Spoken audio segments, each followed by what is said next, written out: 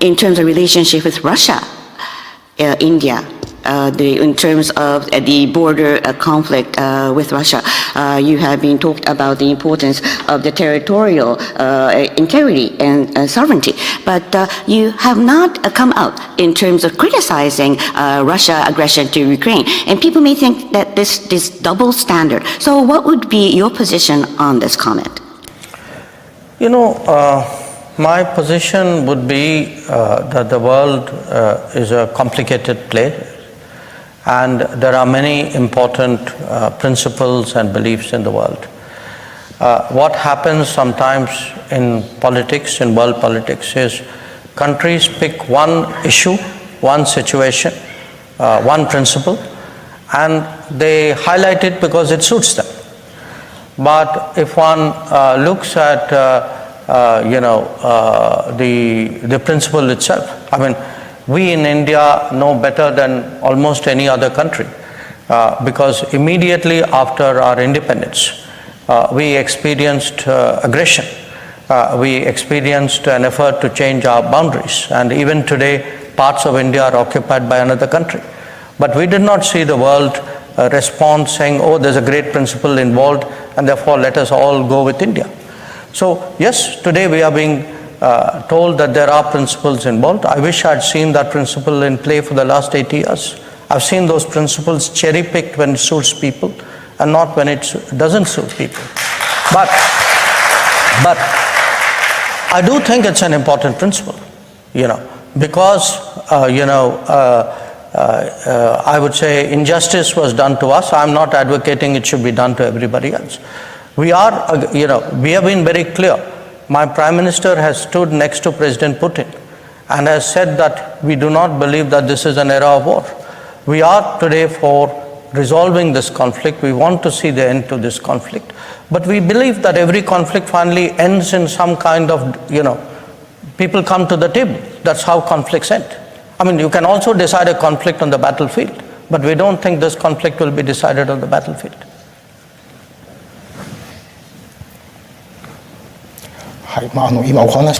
So in what you have said, the global south, 125 countries you mentioned.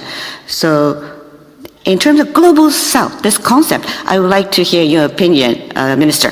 India last year was a presidency of a G20 meeting, and within that, you also have organized a Voice of the Global Summit, and in terms of G7 have said Global Summit is a little sounding too high-handed. We try to avoid this word, and in Japan we use the word Global Summit quite frequently. But the gap, how do you reckon this gap that we see regarding the notion of Global South? Sorry, which word do you try to avoid? Global South. The word Global South, we try to avoid them. Because I see a lot of countries who are not part of the Global South, not always comfortable with the word Global South. So that itself is worth thinking about. Now, what is the Global South? To me, Global South would be collection of countries, roughly 125, I'm giving you a number, who would have gone through the colonial experience, have become independent after that, who in their history have seen the damage, the enormous injustice done to them, who are still in a developing mode. So there is a broad, I would say, income category. These would really be relatively low income countries, and who have a certain sense of solidarity which comes both from shared history, shared politics, as well as from shared economic development issues. So on a lot of issues, these countries actually feel for each other. They come for each other. If you are in a situation, you're all in the room. The countries of the Global South will know. I mean, if there are 200 countries in the room, we would know, okay, which one of us has been through this, and we have that bonding which comes from it. That feeling has been intensified by COVID. Because by and large, many countries of the global south, they felt that they were the last in the line to get the vaccine. That many of their concerns about debt, concerns about trade, concerns about inflation, these were not recognized by the major powers in the world.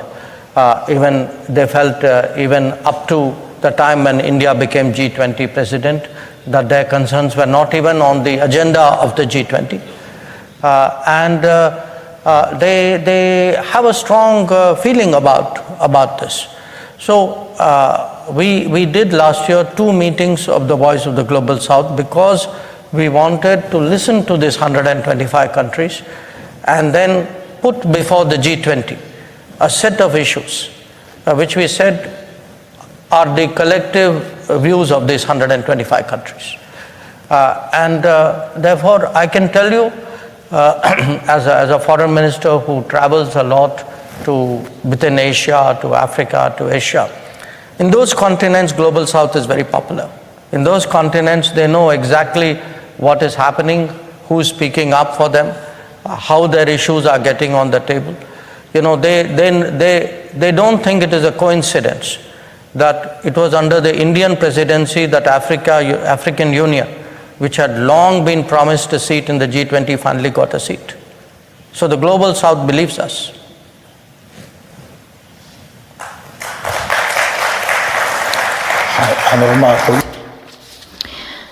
Thank you very much. At the summit, 125 countries have participated. China was not part of it. So is China part of the Global South or not? What are your thoughts, Doctor? At the 2 summits which we convened, I don't believe China was present.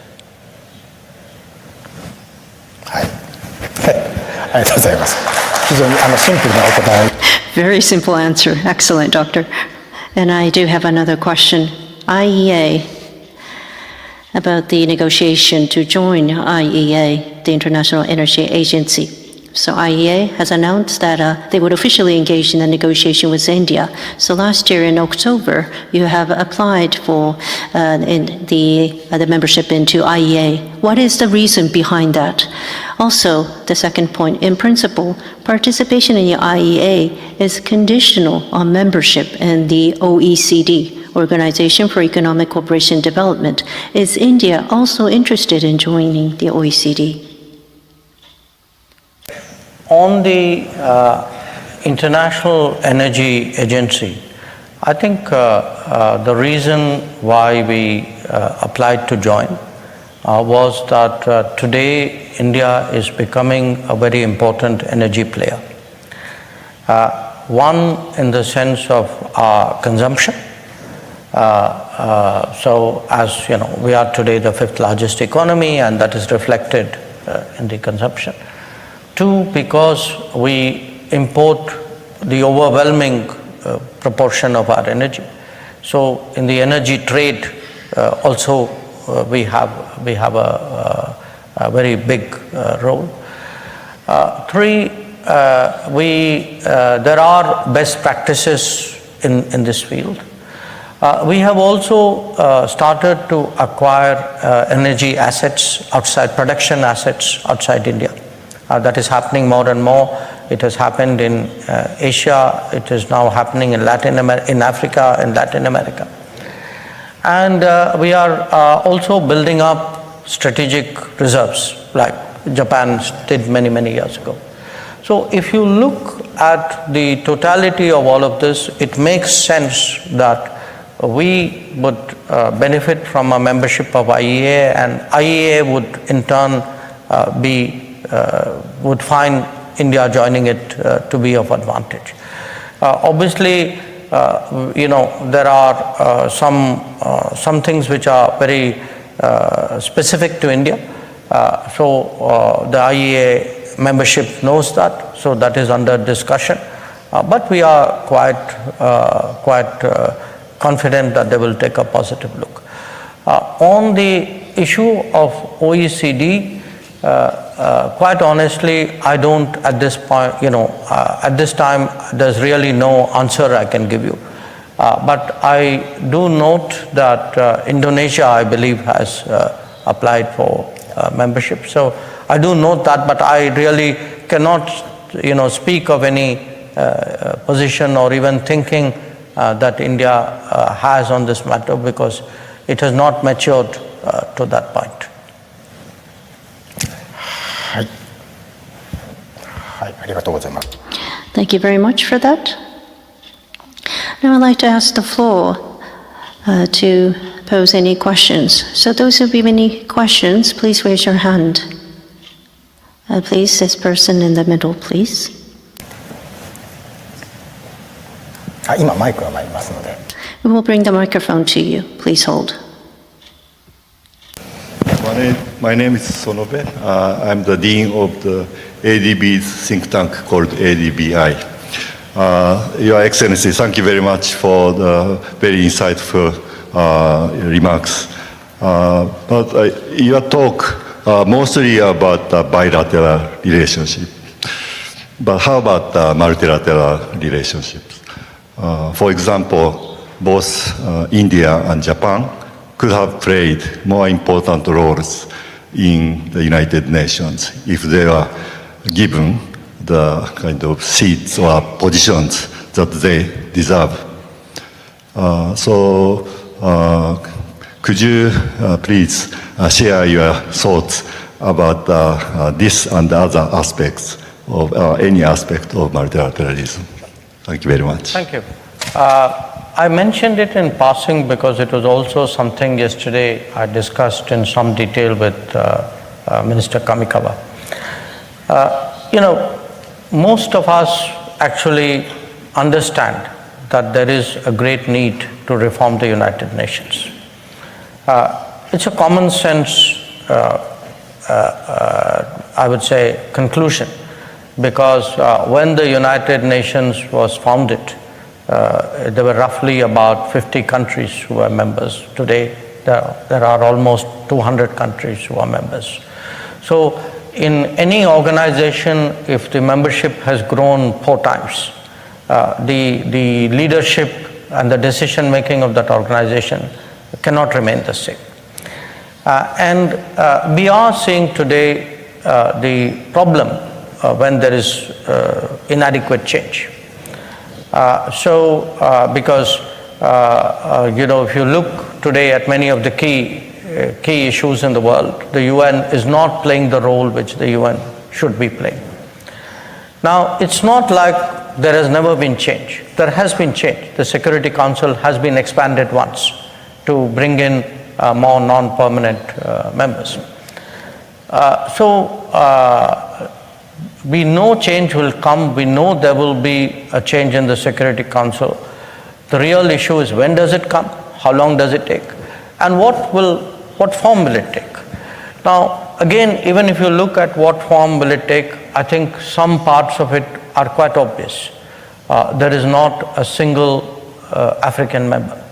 There is not a single Latin American member. I mean, Africa is a continent of more than 50 nations, but there's no member. So,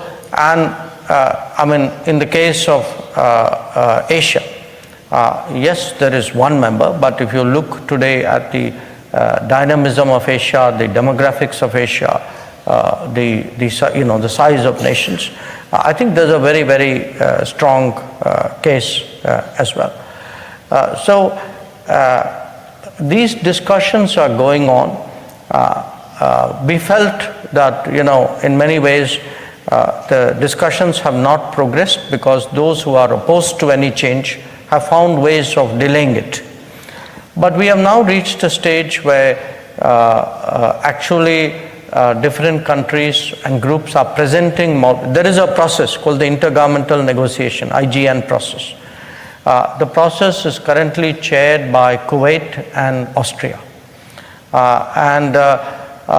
They are today being presented with different models of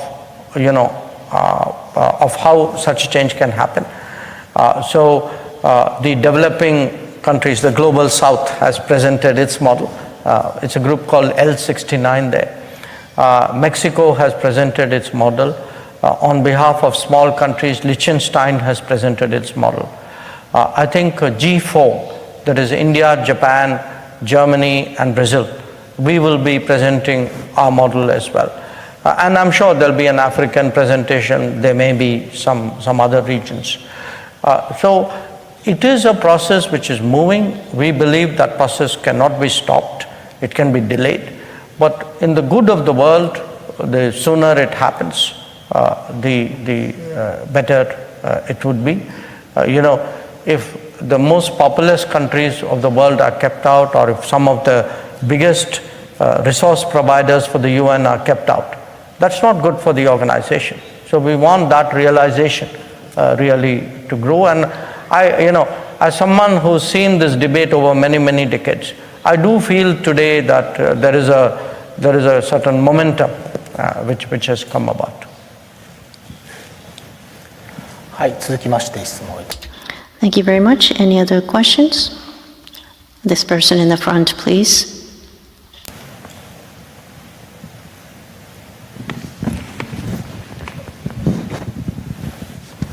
その前の方、いいです。はい、どうぞ。 Yeah, thank you, sir. So my question is from the viewpoint of the Quad framework, and I would like to know that is there any nuclear strategic planning is planned under the Quad framework to address the Sorry, is there any? nuclear strategic planning for the power generation under the Quad framework to address the climate change through the energy or clean energy options? Thank you. The Quad does discuss climate change.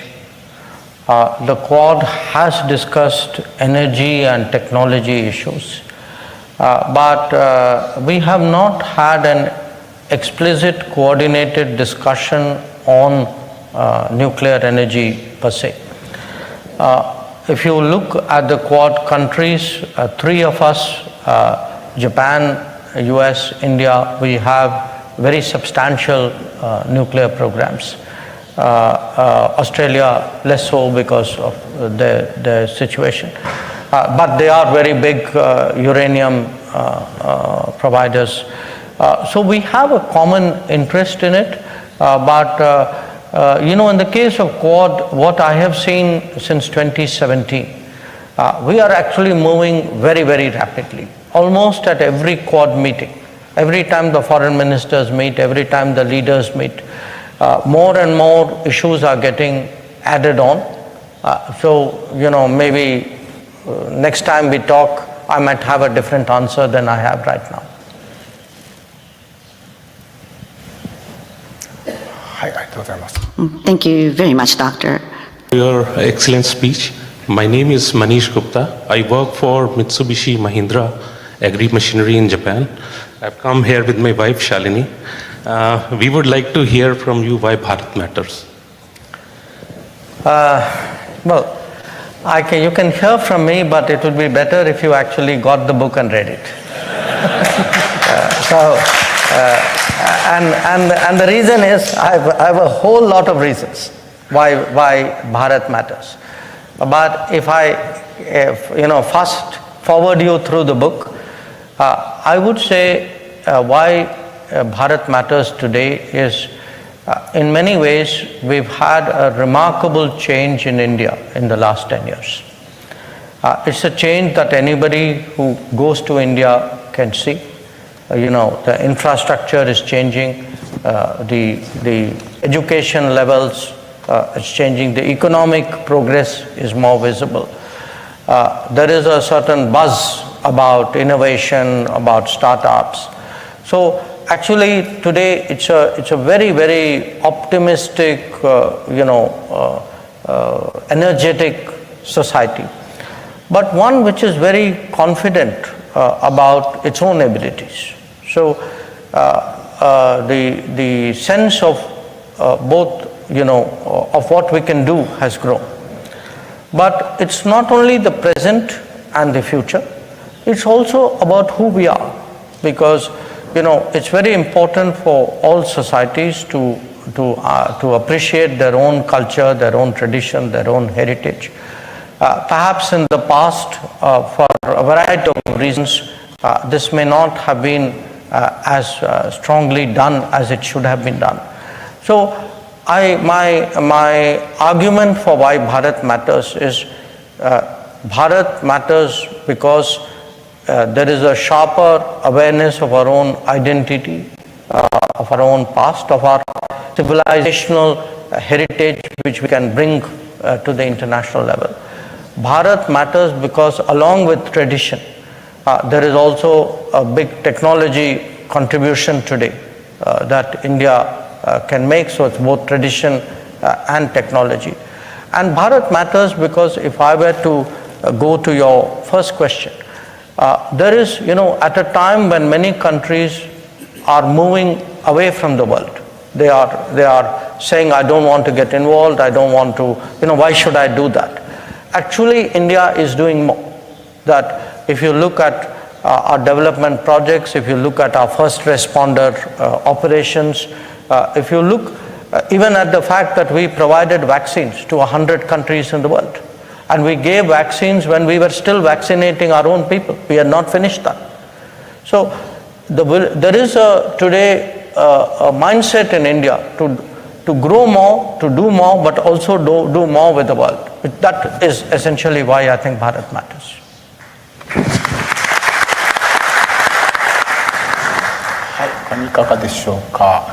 Any other question? So person sitting at the back, maybe? So in the middle, the third row, in the middle.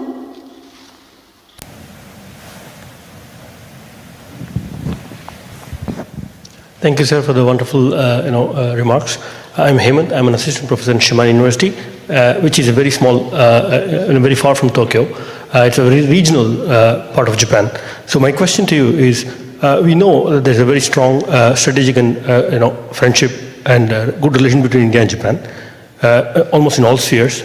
But most of the activities seem to happen between big cities of the two countries. So, given the demographic change and population decline and so on, in Japan, where I live, I can see that every day. So, what are your thoughts on how India and Indian diaspora can contribute to regional revitalization in Japan? Thank you.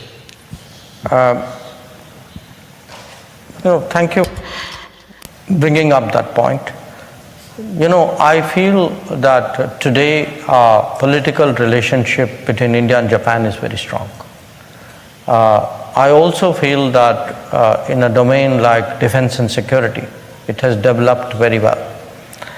But if there are two domains which hasn't moved at the same level as the political relationship, one is the economic domain. We are not seeing, our politics is much better, frankly, than our business. Business is not bad, but business should be growing very much faster than what it has done today. And I think many of the new technologies today offer us the chance to do that. And Japan has a long history in India. There are many areas where there are areas where Japanese companies have been there for more than 150 years in India. The other, which pertains to what you are saying, is I feel the people-to-people linkages is still relatively limited. We have, there are, as an example, because you are from a university, we have somewhere between 1.1 to 1.3 million students, Indian students, out of India at any given time. I was told that the number of Indian students in Japan is about 1,500. Now, my math says that is 0.1% of roughly of the Indian students abroad. So to me, these are examples of where we can actually, we should be doing more. We should be doing much more on language teaching. Because language teaching is good for people-to-people relations, it's also good for business. And eventually it is good for a larger understanding between India and Japan. It's good for politics as well. So There are areas we need to work hard. I think anybody who can make any contribution, you certainly, if you are out of Tokyo, your contribution is even more important. I would urge you all, each of you in your own way, to find ways of contributing to the relationship. はい、続いていかが So thank you. Any other question? Please speak to the microphone for the interpretation's sake. Thank you very much. My name is Sojin Shin, Associate Professor at Tokyo International University. I'm from South Korea. I have 3 questions. The first question addresses India's Indo-Pacific strategy, which emphasizes free, open, and rules-based Indo-Pacific strategy. But what is the strategic importance of this India's strategy to Asian neighbors other than Japan? And second question is about Quad. I'm wondering whether Quad dialogue can be extended to other Asian countries like South Korea or ASEAN community. Well, you mentioned about India as outlier, but there are many other Asian countries which feel like outliers themselves, especially in the Quad dialogue, I guess. So I'm wondering about your thought. And the third question is about Global South. Sorry. Well, I think India's role as the leader in Global South, making the Global South community, their solidarity is very important, especially in terms of economic role. When we look at the South Asian neighbors like Sri Lanka announced economic default in 2022. And I'm wondering whether India is thinking the role in the South Asian community or maybe further in Asia as the leading economy, like as the 5th largest economy. Thank you. Okay, many questions, but your first question, does India value its ties, its relationship with other Asian countries? Just so that you know, I'm coming to Tokyo from Seoul. I was in South Korea for 2 days before I came here. We also have a very, very deep relationship with the ASEAN. In fact, for us, we associate that with what we call the reform period in India, when we opened up our economy and did many more things. And we did that by dealing much more with other countries, other economies in Asia, ASEAN, South Korea, Japan. So the short answer is yes. For us, many other partners in Asia are very important, and we certainly want to take those relationships forward as well. In fact, I gave a speech, by the way, in Korea about the importance of India-Korea relations. It's on the YouTube, so please take a look at it. The second, you spoke about outliers, and your question, can Quad include other countries? First of all, if you add another country to a Quad, it won't be called the Quad anymore. But the answer really is, the 4 of us have, in some ways we are very dissimilar, but there are many things which bring us together. We are all 4 of us currently in the Quad very strong maritime powers. If you see in the Indo-Pacific, we are located at 4 corners, almost you can say, of the Indo-Pacific. My own point, why did the Quad work in 2017, was in each case our bilateral relationship had grown very substantially. So in each case, for example, we have today 2+2 defense and foreign affairs interaction as well. So it's not something which you take a decision lightly. There were very good reasons why the 4 happened to be the 4 in question. On the issue of Global South, Sri Lanka is a very pertinent example, and I thank you for mentioning it.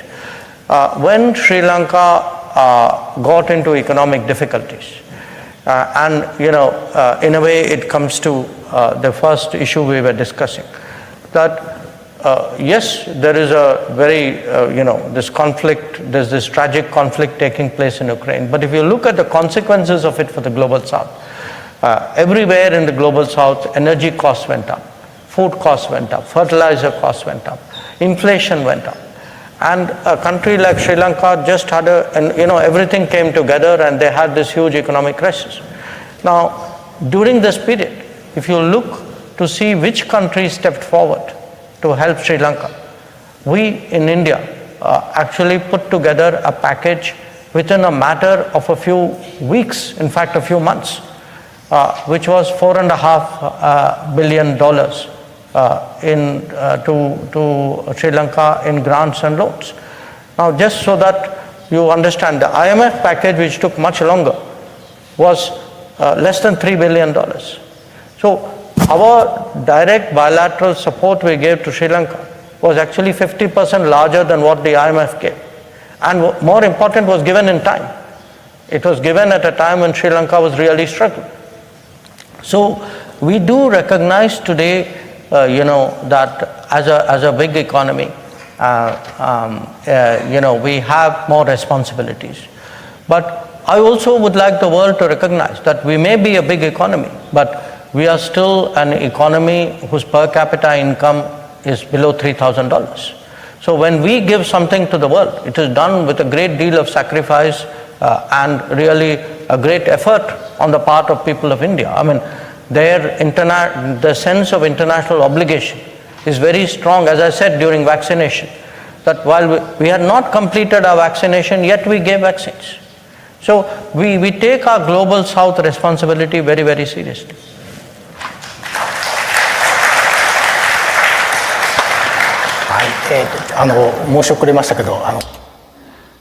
And apologies, if you can just keep your question to one per person. So this person at the far back, please.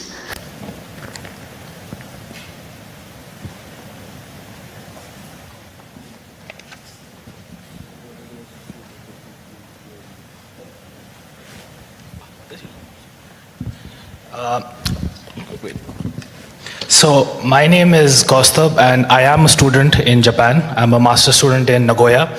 And everyone's been like throwing the word around global south. And one thing common between all the countries in the global south is we all want to, shift to the global north. Like all of our educated individuals, all of the qualified individuals want to move to the global north.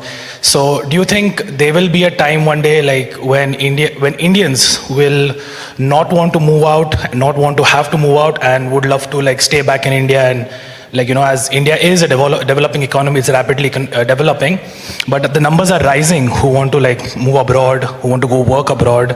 So do you think there will be a time in the future where, these numbers will reduce? I'm just curious, how long have you been studying in Japan? 1.5 years. 1.5 years. Look, my sense is that there's already a big change happening, because at the end of the day, if I had an opportunity at home versus having an opportunity abroad, why would I move out of my own environment if I had that opportunity? So I look at the problem somewhat differently than you do. I mean, to me, it is a question of creating growth and opportunity in India. To the extent that growth rates are faster, but also, it's not just a growth rate. Along with that, if employment opportunities are more, if there is a startup culture, not everybody today wants a salaried job. Not everybody wants to join the government. There are people, much of the attraction of people who go out sometimes is that they do their own thing. Now, if you can create a situation in India where that is possible, I think the youth of India would have a much more optimistic view of their own prospects in India. And that is one of the changes which is happening today. I mean, if you look today at the number of startups, I mean, we have today, I think just in numbers terms, the third largest startups in the world. You look at the number of unicorns which have come up in this period, because they are inspirational examples for every other startup, because somebody doing a startup hears of a unicorn, they feel, okay, I can also be like that. I would also say, when you see the expansion of the economy in many more areas, in I give you a very, very contemporary example. We had one very small fab in India in Chandigarh. That was the only facility of the kind which existed after 80 years. On the semiconductor side, we were importing everything. And yet everybody will tell you this is the industry of the future. This is where the jobs will grow. We've had companies from abroad actually employ people in India. So they are design engineers working for foreign semiconductor companies located in India. Now, once we have taken the decision that no, we will also enter this field, we will also set up foundries, we will also create the displays and the ATMPs for operations, you will see that anybody who has an interest in that field will now think, yes, I have an opportunity in India. So a big part of the challenge which you have flagged is about doing well in India, and to do that, frankly, we need today a leadership which has that kind of vision, which has that ability to do it on the ground, because sometimes people talk, but to promise something and in 2 or 3 or 5 years to actually see the factory out there. Last year Prime Minister went to the US. One of the agreements which we sort of concluded was with this company called Micron. Now already the Micron, we are now talking 6 months, 7 months. The Micron factory is coming up as we speak. So I think there is that big change in India which also you need to recognize, and I'm sure it will be very good for people of your generation. はい、続いていかがでしょうか。 So any other question? So on the left-hand side, the fourth row from the front. はい。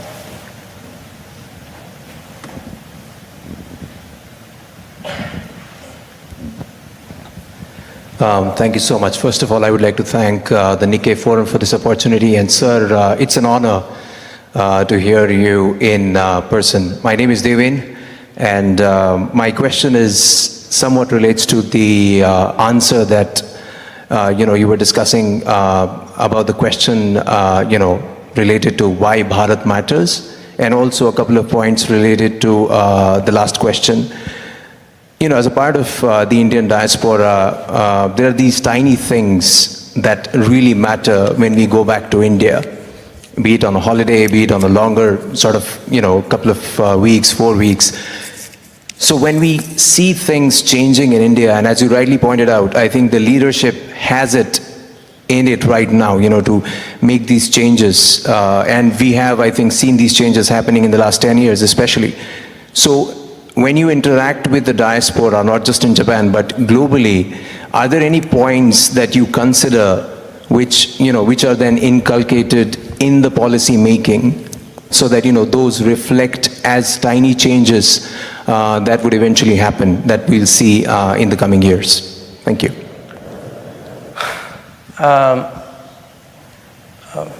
In a way, I don't know if I'm answering quite what you are asking.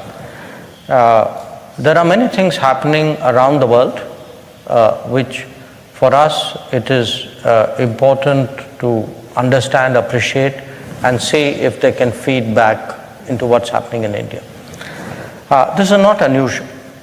In fact, if you look at Japan's own history, in the 19th century and a large part of the 20th century, actually Japan was very, very enthusiastic about identifying best practices in the world and applying them to Japan, and obviously in many cases modifying them for Japanese conditions. I do believe today that kind of mindset is there when it comes to policy making and governance in India. I mean, I have myself seen the impact which different achievements in other countries have, the influence that they've had on sort of decisions. This could be on cleaning up rivers. It could be about best practices in railways. It could be tech stuff.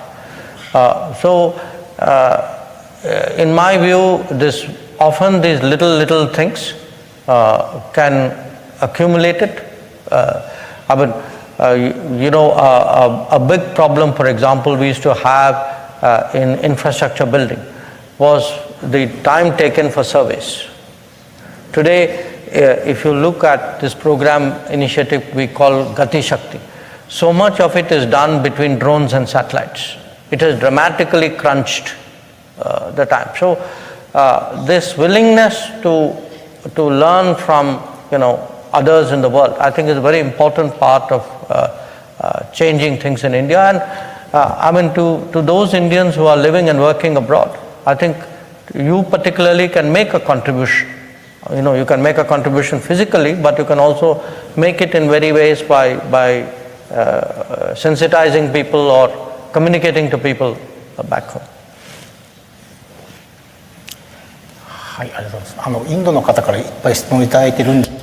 So we have many questions from the Indian national, and we would definitely like to hear from the Japanese national as well.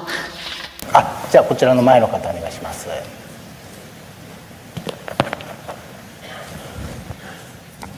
My name is Shikata, a company fellow of Mitsubishi Company Limited.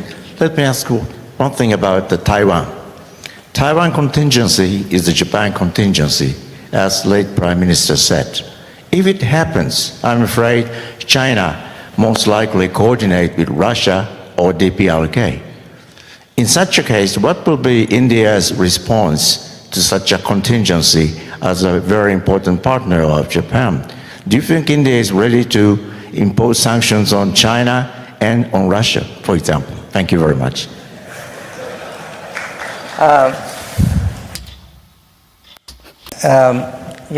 Let me make 2-3 observations here. By and large, it has not been India's foreign policy method really to do this sanctions issue. The sanctions is something which is very much rooted in a Western way, or I would say a G7 way of working, because they control the means to apply the sanctions. In fact, I'm trying to think the only time when we have very strongly advocated sanctions ourselves was against South Africa during the apartheid period, when actually at that time most of the developed countries did not want to do sanctions. If you look at even current sanctions, sanctions, it's a big debate, frankly, in our business. Do sanctions really work or they don't work? What is the cost? What is the cost to people who apply sanctions? So I just want to make that one point. It's nothing to do with Taiwan or China or Russia. As sanctions, not every country in the world thinks that this is the immediate, right, effective way of conveying what you want to convey. Regarding any contingency which happens today, the state of the world is very disturbed. The state of the world is very disturbed. We are seeing conflicts. As I said, we saw COVID. There are very big economic issues which are below the surface. And if one travels, especially again, I'm coming back to Global South. When you physically go there and see what a toll it has taken the last few years on them, how much today the spending on education, on health, on public, all of this has come down. So the last thing that the world needs to see is any kind of disturbance. At this moment, how to strengthen the stability and the growth and the development of the world should actually be a common objective. Beyond that, I think as a foreign minister, I should not say anything to you. はい、ありがとうございます。そろそろ予定していた時間なんです。So now it is coming to a time to close, but we'd like to also have one last question from a Japanese person, maybe, sitting on the side. こんにちは。Hello. Professor from Kendai University. My question is about the coming general election. The result of the election will affect the Indian diplomacy, as it is likely you will have the long-term government, maybe a 15 years long-term government can pursue the stable negotiation with other countries. So could you answer this question? Sorry, I didn't fully understand that. Your point was that we have a stable government? So you will have the, maybe you will have the 15 years stable government. 100%. We'll have 15 years. We may have even longer. Okay, hi. But it could be the 20 years. Maybe. Okay. So could you answer the question, please? You know, it's again, I want to first begin by saying every country, every society is different. So what can apply to India need not always be the same for other countries. But our own experience was that the lack of stability in politics, which really meant, you know, to have majorities in parliament, to take decisions, to take bold steps, it makes a very, very big difference. When I look, and you know, I've been in government, frankly, a very long time. I've seen many, many governments. I've seen majority governments. I've seen minority governments. I've seen coalition governments. I've seen single party governments.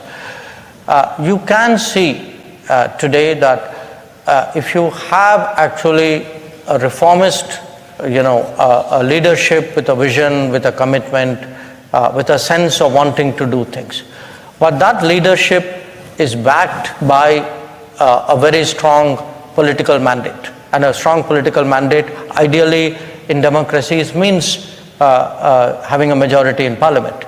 That is really what is the combination you need, because you can have a majority but you don't have a vision, or you have a vision but you don't have the political support. So you need both. Now what has happened in our case is certainly for the last 10 years we've had both, and we hope to continue that.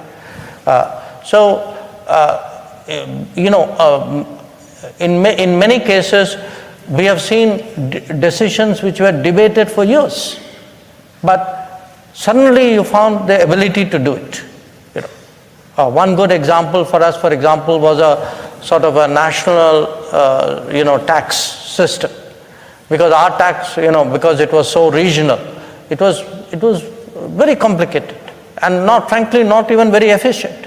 You know, I would say, you know, we had some very long-standing issues regarding integration of one of our states. So we have been able to take good decisions, you know, tough decisions, but needed decisions, once you have both that leadership and that mandate, and that means long-term stability. And I would even say, you know, as someone who has a little bit of insight into the business world. The business world today very much values political stability, because for them political stability means policy stability. Anybody who's coming, you know, somebody who's taking a big bet on India, they want to know, okay, what will India be for the next 10 years? Now if their sense is, you know, I don't even know what it will be like a year from now or 6 months from now, the investor I mean, could be a domestic investor, could be a foreign investor. They will hesitate. So I can, you know, when you do a kind of a country evaluation, a risk evaluation, or I think political stability is a very important part of that. And fortunately, that's been good for us for the last decade, and I'm very confident for the next one. So, Minister, let me ask you one more short question, right? So, we know you as an incumbent senator, upper house of India, right? But however, some news reports said you might run for the MP in the coming general election. So, are you really preparing for that? You know, I didn't expect that question here, and that too from you. Yeah. What happens is typically, I mean, you make your political decision based on, frankly, what the party leadership decides. So, I have just got re-elected to the upper house last year. For us, it's a 6-year term. My membership of parliament is secure. Beyond that, you know, that is not really a question I can answer. Thanks very much. はい、どうもありがとうございました。じゃあIt is time. With that, we would like to conclude today's forum. We should give a round of applause to the Minister. Thank you very much. Thank you very much, Doctor.